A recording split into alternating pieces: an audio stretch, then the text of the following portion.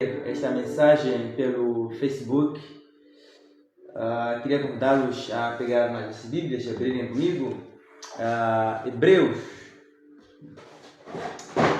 no capítulo 1.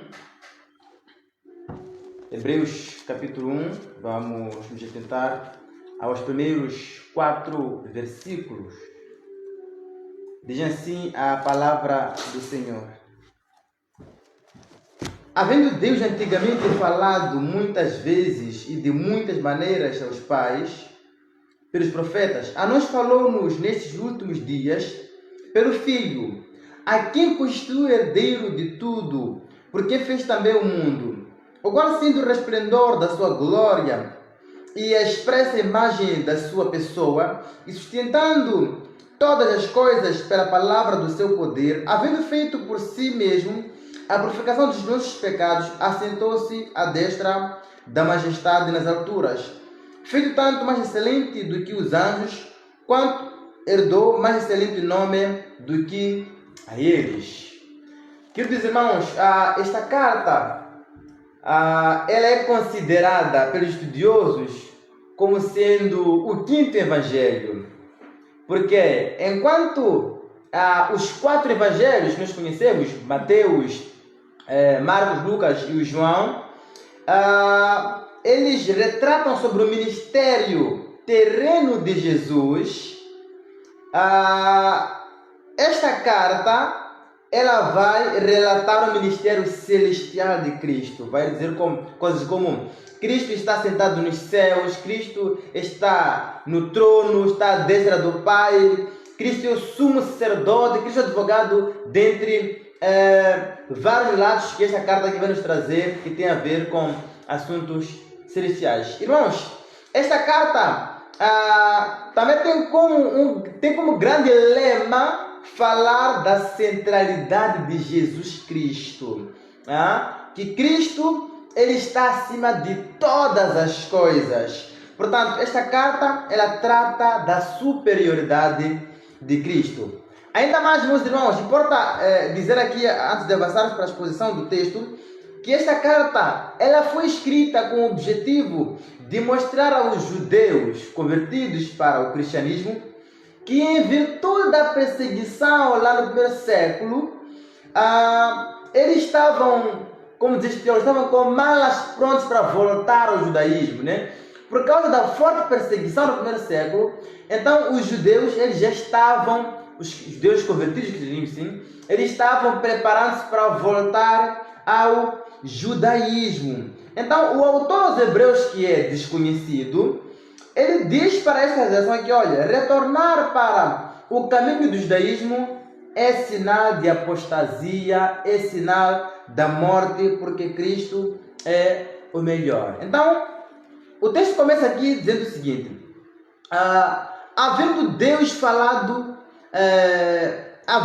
antigamente falado muitas vezes, de muitas maneiras aos pais, pelos profetas, e a nós falou-nos nestes últimos dias pelo Filho. Irmãos, a primeira coisa a descrever, a ser descrita neste texto, é que Deus ele se revelou, é que Deus ele falou.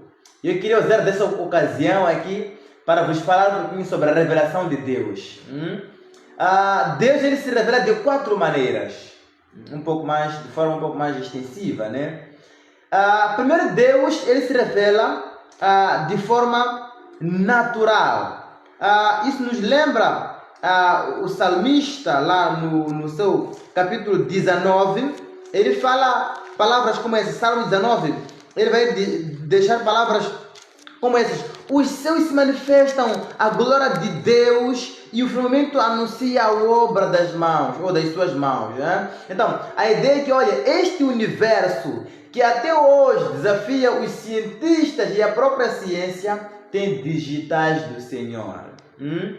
Você pode ver Deus hoje na grandeza do cosmos, nos astros, nos mares, na complexidade de todo o universo. Você vê lá Deus, porque Deus ele se revelou na natureza e os seus digitais estão patentes nesse universo. Mas também Deus ele se revelou no nosso coração. Chamamos isso de lei moral. Deus se revelou na lei moral, aquela que Deus colocou dentro do homem. Podemos chamar também isso do tribunal interior que temos dentro de nós. Aquele tribunal que nos ajuda a distinguir o certo e o errado. Sabe, irmãos, essa revelação da lei moral, ela fez com que um filósofo alemão eminente, Immanuel Kant, dissesse coisas como essa: olha, duas coisas me encantam, a lei moral dentro de mim e o céu estrelado. Então, Deus, ele colocou a sua lei em nosso coração. O nosso coração, ele fala sobre Deus. Só que, irmãos, esta revelação, ela não é suficiente para nos trazer um relacionamento pessoal com Deus. Não é suficiente. Ela não pode nos levar à salvação. Não pode. Mas, irmãos, nós temos também a revelação especial. No mesmo Salmo 19, o salmista aqui fala assim, 17. Versículo 7. A lei do Senhor é perfeita e refrigera a alma. O testemunho do Senhor é fiel e dá sabedoria aos simplícios ou aos simples. Irmãos, a Bíblia, né, que é a lei de Deus, ela é a palavra. É a palavra de Deus. Olha, a Bíblia é a palavra de Deus infalível. É a sua palavra suficiente. É a sua palavra inspirada. Ela não precisa de nenhuma atualização. Enquanto hoje em dia nós atualizamos tantos livros curriculares por aí em diante, a Bíblia, ela não fica arcaica. A Bíblia, ela sempre é atual em todos os tempos. É a palavra de Deus, que é a sua revelação especial. Mas também temos aqui a revelação especialíssima, que está diretamente ligada com a sua revelação especial. Isso nos lembra palavras de João, lá no seu Evangelho, lá logo no capítulo 1, né? Que quando vai dizer que, olha, no princípio era o verbo era Deus. Então, a ideia aí é que Jesus Cristo é a revelação especialíssima do próprio Pai, do próprio Deus. Irmãos, a revelação, ela foi progressiva até Jesus. E não há mais revelação, não há mais progressão acima de Jesus. De tal maneira que, olha, a última revelação de Deus é o seu próprio Filho. O próprio Filho é a última revelação de Deus. Aí já nós podemos voltar ao nosso texto, se é que já entendemos esta progressão da revelação que estava aqui a trazer. Havendo Deus antigamente falado muitas vezes, como dizer que Deus falou muitas vezes, mas também Ele falou de várias maneiras. Ele falou pelos profetas, nós vimos isso várias vezes no Antigo Testamento. Ele falou aos profetas, ele falou pelos profetas aos pais.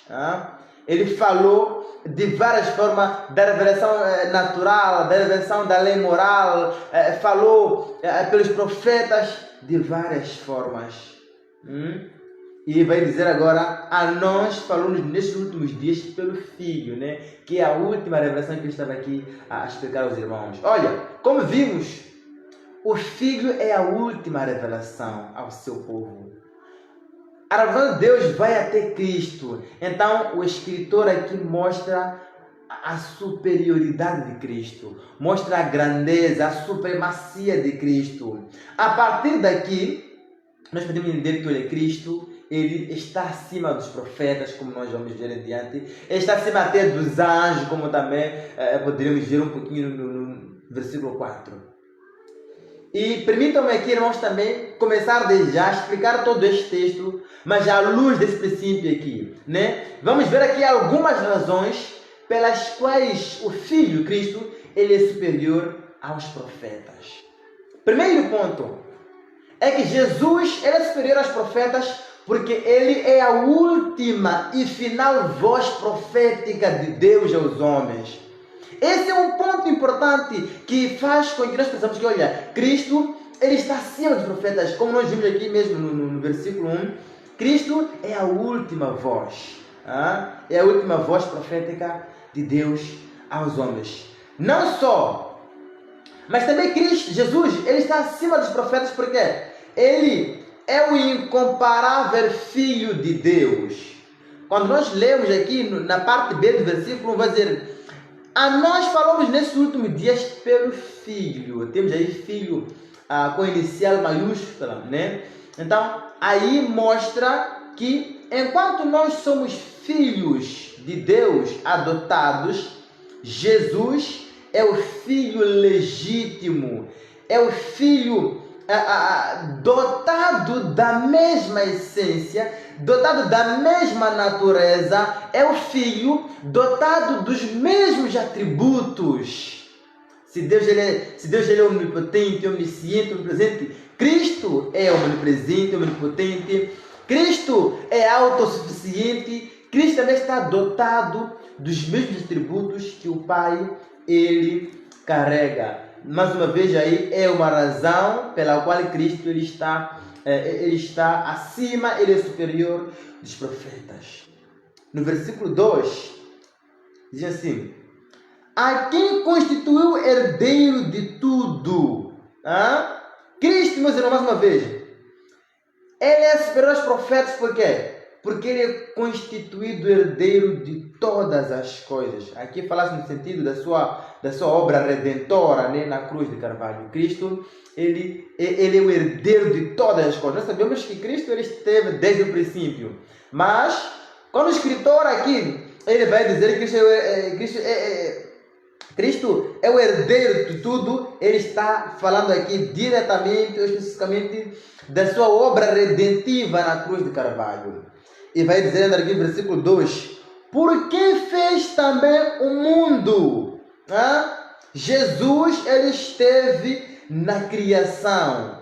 João 1:1 fala-nos muito bem desse mesmo ponto aqui.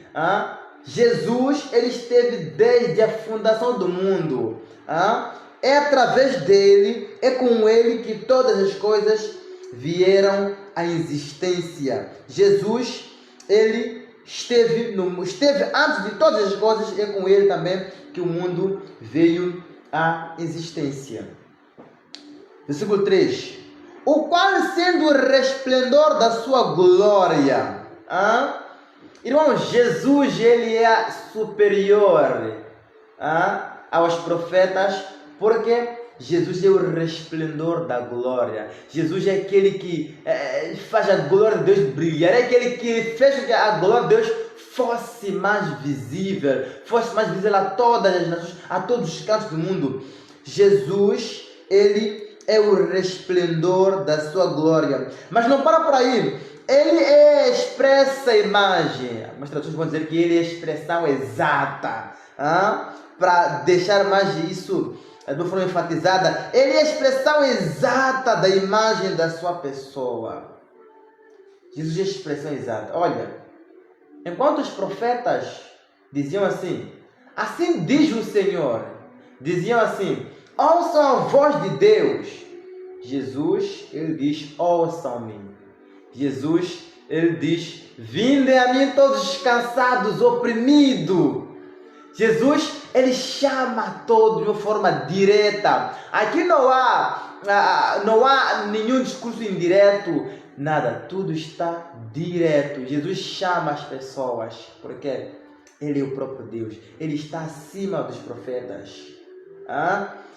E isso também nos remete a um pouquinho aqui da etimologia da palavra expressa ou expressão. Olha, esse termo expressa ou expressão no grego quer dizer caráter. E esta palavra caráter, ela era usada para as moedas, né?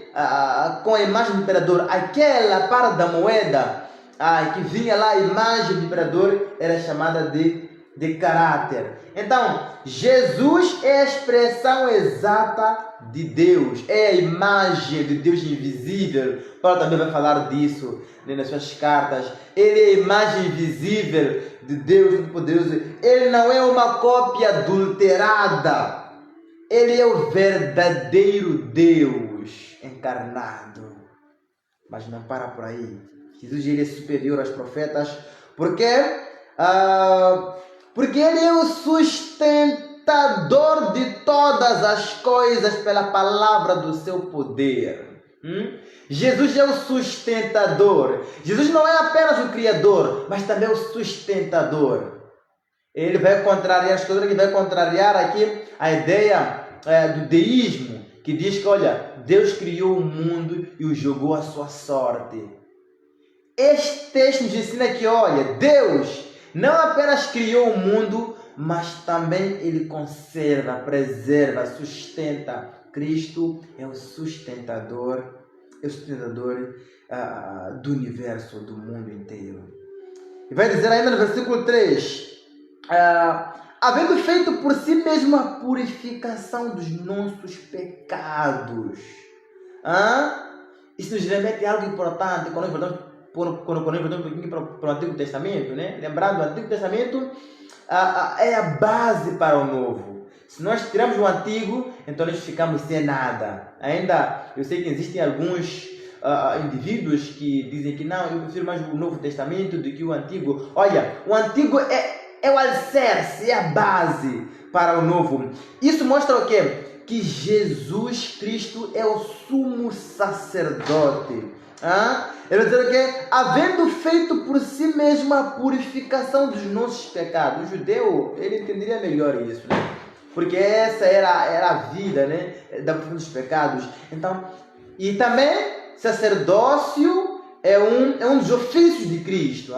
Cristo, ele é o sumo sacerdote que de uma vez por todas, assim que ele fez a purificação dos nossos pecados. Ainda no versículo 3, ele vai dizer assim: assentou-se à destra da majestade nas alturas. Temos aqui dois ofícios que estão diretamente ligados. Ele é sacerdote, mas também ele é o rei dos reis. Ele vai dizer o quê? Assentou-se à destra da majestade nas alturas. Quem senta lá? Quem senta lá? Não é um anjo, é somente o rei dos reis. Cristo, ele é o rei dos reis, que está sentado à destra da majestade nas alturas. A ideia de destra, está a falar aqui de um lugar privilegiado que Cristo ele vai tomar. Ele toma um lugar do alto nível, um lugar privilegiado. É ali onde ele está. E isso faz com que ele seja mesmo superior aos profetas e a todos. Irmãos, Paulo vai galgar mais outro patamar. Ele vai dizer que, olha, feito tanto mais excelente do que aos anjos, quanto herdou mais excelente nome do que eles. Irmãos, o cristianismo teria tido um caráter bem diferente se a posição de Jesus não tivesse sido mais alta do que a de um anjo. E os autores entenderiam melhor aqui esse sentido. Por quê? Aliás, até ficariam muito preocupados.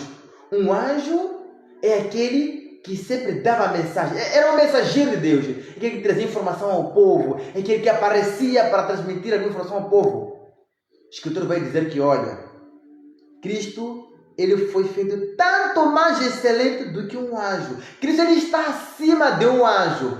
E por conta disso, ele recebe o mais excelente nome do que eles, os anjos. Cristo, ele tem um nome que está acima de todo nome. Queridos irmãos, Cristo, mais uma vez, ele é superior. Cristo, ele está acima de todos os profetas, está acima de qualquer revelação. A revelação, como eu disse anteriormente, ele vai encerrar com Cristo. E esse texto, ele vai nos mostrar quem é Cristo verdadeiramente. Esses vão mostrar a supremacia, a grandeza, a suficiência. Vai mostrar aqui a excelência de Cristo. Cristo está acima de todas as coisas.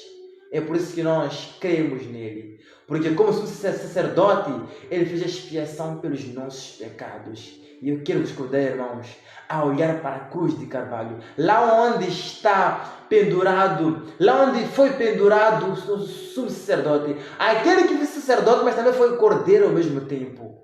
Glória a Cristo Jesus, que está sentado à destra do Pai. Glória a Ele eternamente. Amém e amém.